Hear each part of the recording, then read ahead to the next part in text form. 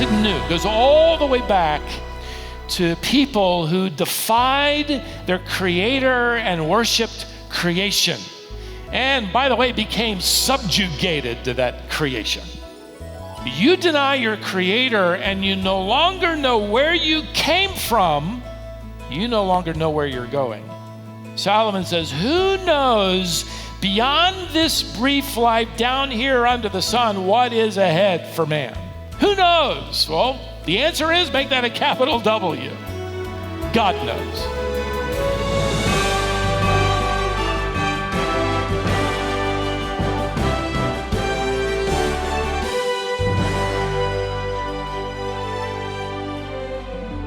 Many people wander through life.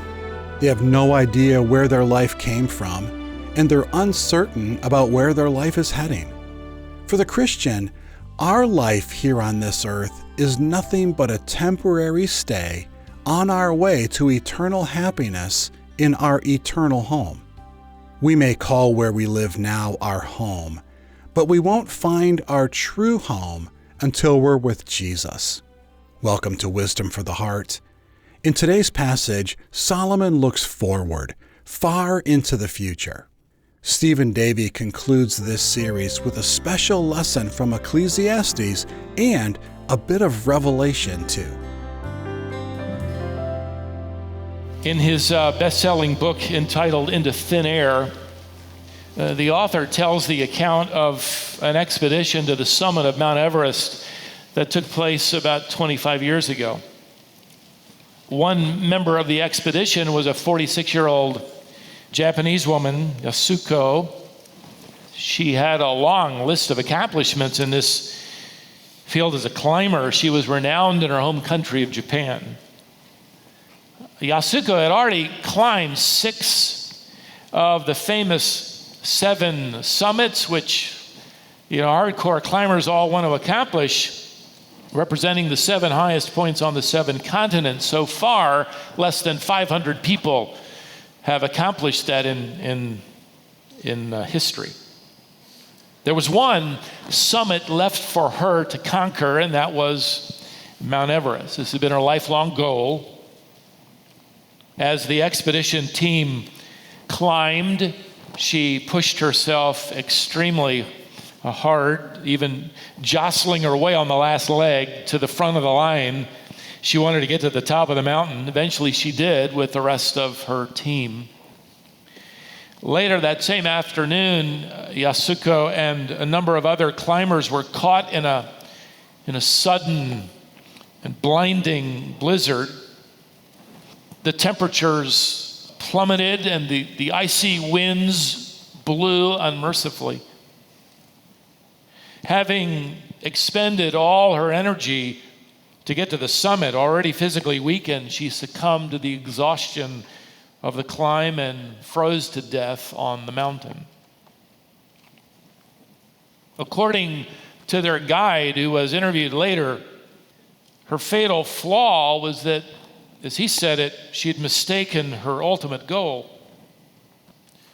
What she had wanted the most was to stand on top of the world, so to speak. And all of Japan, by the way, cheered for their favorite daughter when she did. But the guide said that was the wrong goal. In fact, he said it's a common and fatal mistake even among experienced climbers. He said the goal of climbing is not to reach the summit. It's to get back down safely. That's the goal. And she had pursued the wrong one.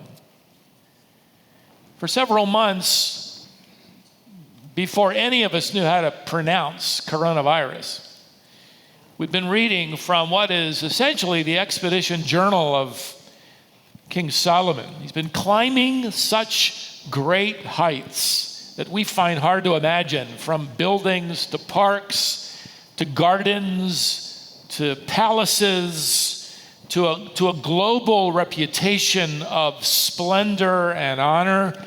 Not to mention every utensil in his dining room is made of solid gold. He was the golden king. What a king, right? What a king. What a climb to the summit of life.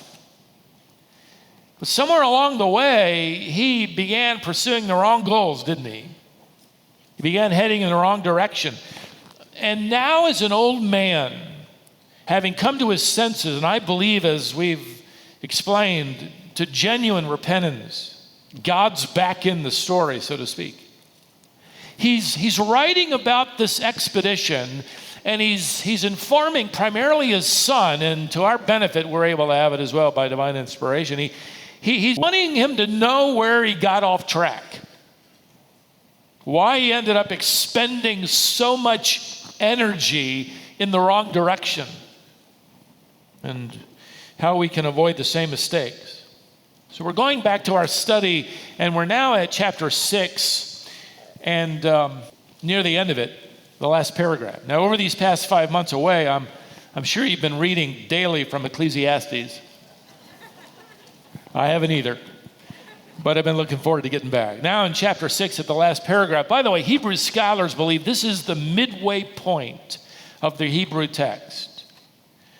It's almost as if Solomon now is going to pull us over at halftime and remind us of the big picture. He's going to make several sweeping statements in this last paragraph, and I'm outlining them in the form of 3 declarations just to help guide us in our study today. These are 3 reminders, so to speak, we need to remember as we climb the mountain, so to speak, of life in order to make it safely home. Here's the first reminder, and then we'll get into the text. What has happened in the past took place under the creative authority of God. Now notice verse 10, just the first phrase. Whatever has come to be has already been named. Stop there for a moment. God isn't specifically mentioned, by the way, but he's in between every line of this summary statement. Solomon is essentially saying that whatever has happened throughout history, it has been named, meaning it's under the authority of God. Throughout the ancient world, the idea of naming something, the idea of naming someone is a sign of authority over that thing or over that someone, and that's what he's referring to. Whatever's happened has been named. That refers to the authority of God. In fact, go back in your memory to the 6th day of creation. God creates and then names, we're given the details later in chapter 2, he names him Adam. He is demonstrating his authority over mankind. And if you remember your creation history, God brings all of the animal kinds, families, to whom? To Adam. And he says, name them. He is allowing Adam to demonstrate that God-given right to rule over the animal kingdom. In Genesis chapter 1, we're given the details. God creates the universe. The Bible tells us that he names everything without really telling us he names them. We're just introduced to what he named. The prophet Isaiah tells us that God created the galaxies of planets and stars and then calls them all by name. Isaiah 40:26. That's a lot of names. You may remember Daniel and his 3 Hebrew friends are taken to Babylon. And what does Nebuchadnezzar do immediately? He names them. He gives them new names. He's saying, I have authority over you. Of course, he's going to find that differently. I'm exercising authority over you. God will change Abram's name to Abraham, the father of a multitude. He'll change Sarai's name to Sarah, the princess of many families. What's he doing? He's demonstrating authority in their lives. Jesus, one day later, he looks at Simon, and what does he do? He says, I'm gonna rename you Peter. I'm exercising my authority over your life. And by the way, this is another sermon or two, but we're told that God has already chosen for each of his redeemed a new name he's going to give us in heaven. A special pet name, as it were, as we are under his new and glorious eternal authority. Now here in Ecclesiastes, Solomon broadens this idea. And this Hebrew construction is what we call a divine passive. I know that's thrilling to know, but what this means is that God is behind the scenes who is naming everything. That's how broad this is. God has named whatever has come to be. Whatever has come to be has been named, meaning God has authority over all of history. That's the idea. Whatever has happened, there is nothing that has happened, but that God doesn't say, I got a name for that. Yeah, I got a name for that. He has authority over all of past history. Here's the second reminder. What is happening in the present is taking place under the caring sovereignty of God. Notice the next phrase in verse 10, and it is known what man is, and that he is not able to dispute with one stronger than he. The more words, the more futility or vanity. And what is the advantage to man? In other words, what is the advantage to argue with someone stronger than you? Who is the one stronger than you? In Solomon's mind, he's expecting us to know. The one who named us knows us. He's stronger than we are, superior to us. God not only named you, he knows everything about you. He knows everything you're going through. You can argue with me, God essentially says. You can dispute me, but you're disputing with someone far more brilliant, far stronger than you. C.S. Lewis put it well when he wrote that to argue with God is to argue with the one who made it possible for you to argue with him. I'm going to clear things up for God as to what I think ought to be happening in the present.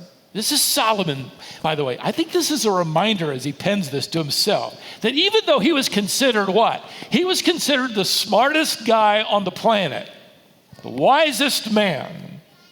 He's nothing compared to the wisdom of God's sovereign glory. So instead of arguing with God, he's recommending, instead of arguing with God more, let's surrender to God more often.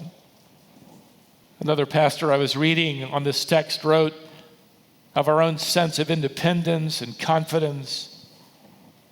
Sometimes it's humorous if you think about it. He illustrated by writing this. When I started a new church, I was soon overwhelmed with pressure and stress, long work weeks, pressing worries, finally the inability to sleep. When we eventually moved into our home, I had saved the heaviest piece of furniture for last. It was the desk from my office. As I was pushing and pulling that desk with all my might, my 4-year-old son came over and asked if he could help. I smiled and said, sure. And then together we started sliding that desk across the carpeted floor of the living room. He was pushing and grunting and straining as we inched our way along. And then after a few minutes, my 4-year-old stopped pushing, looked up at me and said, Dad, you're in the way.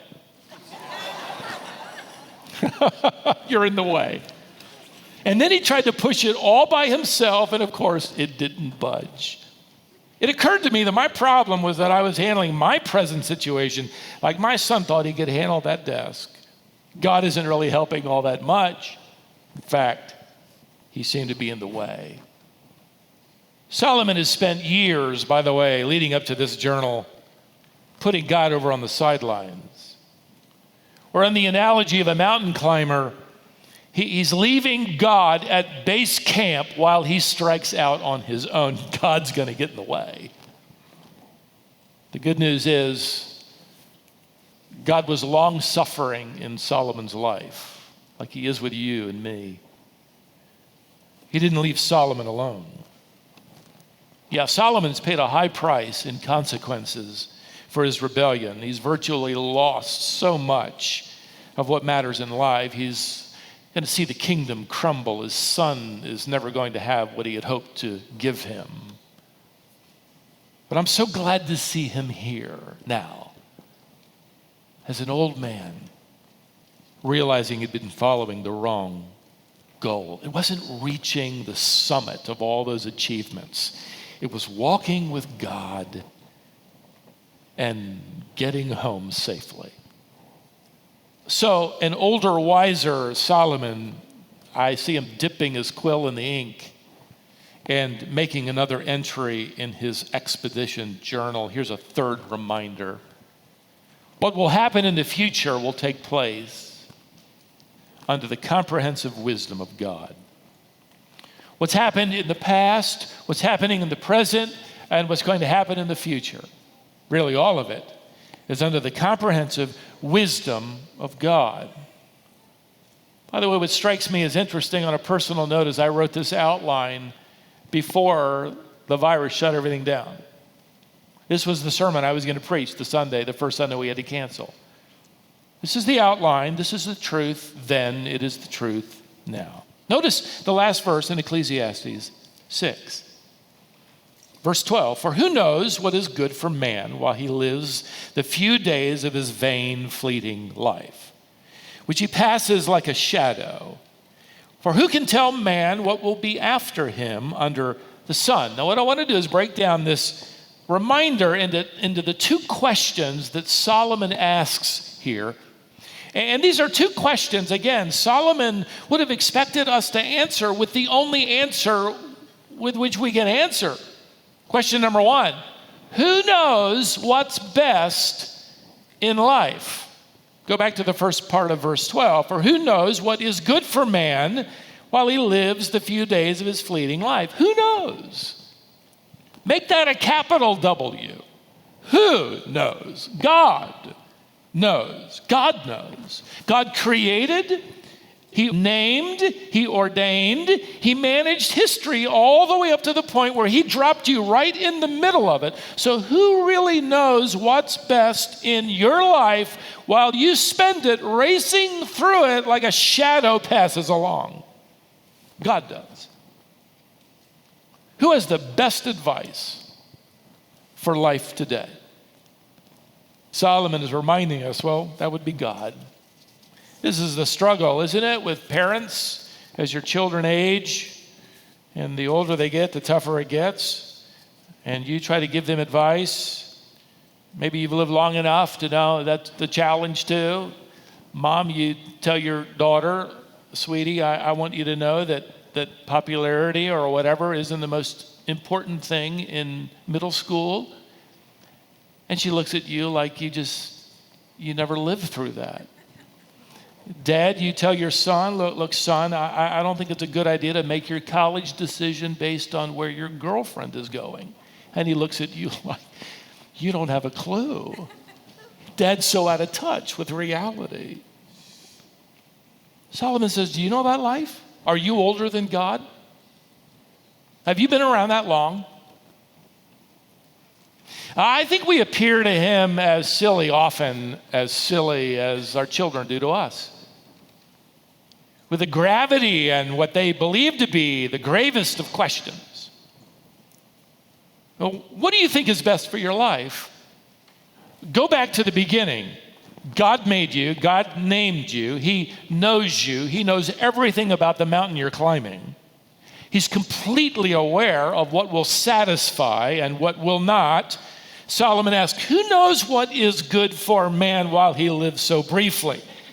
By the way, keep in mind now that Solomon is the kind of man who lived the kind of life that everyone who knew him, everyone who heard about him, everyone who met him, everyone who watched him would have categorically said the same thing. That man is living a good life. If anybody knows what a good life is, it's Solomon. Oh, really? No, God knows. Solomon is drawing us back to him. Are we listening to his word, which is the best advice there is? Question number 2. Who knows what's beyond this life? Solomon writes in the last part of verse 12, for who can tell man what will be after him under the sun? Who knows the future? Again, he's driving us into this cul-de-sac where the only answer we can give him is the only right answer, and that is God knows. But isn't this still the question of the ages? Where did I come from? Why am I here? And where am I going? God knows the answers to all those.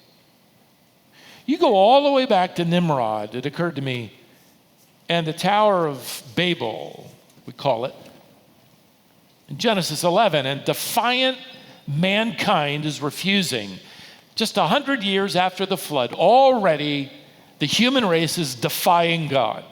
We're not going to spread out, we're not going to scatter, we're not going to fill the earth, we're going to build an empire, we're staying together. They build a tower, the top which reaches heaven, which is a little confusing, it means it represents heaven. Archaeologists have discovered the remains of a tower in this region, a step pyramid, a ziggurat, which is part of a worship system. Like the Arabs in this region have nicknamed it the Tower of Nimrod. We don't know if it's the ruins of that original tower. Probably isn't. It probably dates back to Nebuchadnezzar. But what we do know is that here in early Babylonia, Nimrod and this defiant human civilization formalizes the worship of the stars, which they believe can reveal and even influence your future. I found it interesting that 400 years before the birth of Christ, the historian Herodotus wrote that these ziggurats dotted the landscape, and they do. You can find them in ancient civilizations around the world. Same thing, the ziggurat, which was part of their worship of the stars, the zodiac, originating back here in early Babylonia, the astral signs, originally created by Nimrod. And from the Tower of Babel and the worship of the stars and the belief that somehow they influence our lives and they can help us understand the future, it traveled into, of course, ancient Egypt. And there in Egypt with their smooth-edged ziggurats or pyramids, which were constructed with mathematical relationships to the stars. You have the famous Sphinx, of course, still there as a tourist attraction, the head of a woman, the body of a lion. The head of the woman more than likely representing Virgo, which is the first sign of the zodiac, and Leo, the lion, the last sign of the zodiac. The Sphinx representing astral worship. It is the worship of the beginning and the end. The universe is eternal. The universe has the answer. To this day, people around you can tell you what sign they were born under, right? You probably know your own. Millions pore over their horoscopes, believing the stars influence their lives. Part of common language today in our own vernacular is, well, the stars were aligned. This isn't new. It goes all the way back to people who defied their creator and worshiped creation. And, by the way, became subjugated to that creation. You deny your creator and you no longer know where you came from, you no longer know where you're going. Solomon says, who knows beyond this brief life down here under the sun what is ahead for man? Who knows? Well, the answer is make that a capital W. Who knows? God knows. God knows. Let me read for you, believer. Let me read for you a description of your future. And just listen. I mean, you can turn if you think I'm making it up, but it's Revelation 21. Here it is. Then I saw a new heaven, that is literally a new universe, and a new earth.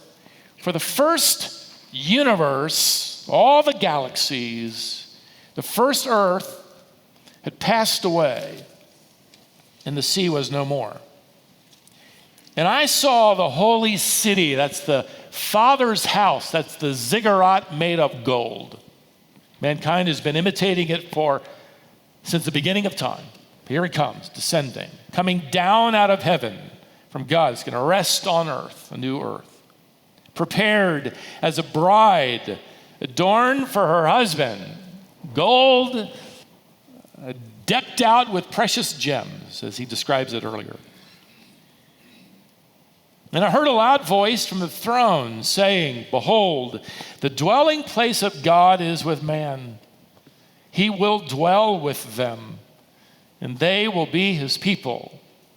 God himself will be with them as their God. He will wipe away every tear from their eyes, and death shall be no more. Neither shall there be mourning, nor crying, nor pain anymore, for the former things have passed away. And he who was seated on the throne said, Behold, I am making all things new. I'm recreating everything brand new. And he said, Write this down, for these words are trustworthy and true. Here's your future. This is trustworthy and true. He said to me, It is done. I am the Alpha and the Omega. I am the beginning and the end. And to the thirsty, I give from the spring of the water of life at no charge. I love that. The best way to understand the past is to trust him because he was in authority over it. The best way to handle the present is to walk with him because he is in control of it. The best way to prepare for the future is to look for him because one day he will lead you into it because of his faithful grace and mercy all the way safely home.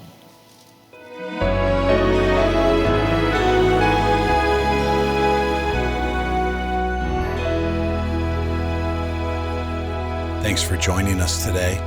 This lesson is called Making It Safely Home. It's the 8th and final message in Stephen's series from Ecclesiastes called Surviving Evil Under the Sun. If you missed any of the lessons in this series, you can go back and listen to any or all of them.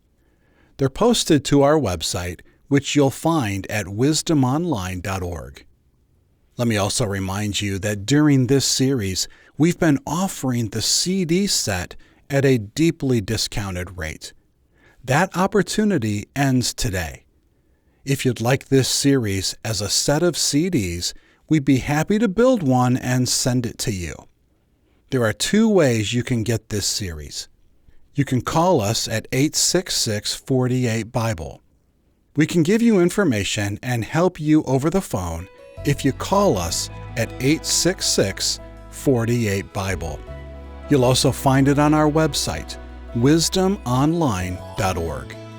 Once again, the series you're looking for is called Surviving Evil Under the Sun, and today's the last day to get it at a deeply discounted rate. So do that today, then join us next time on Wisdom for the Heart.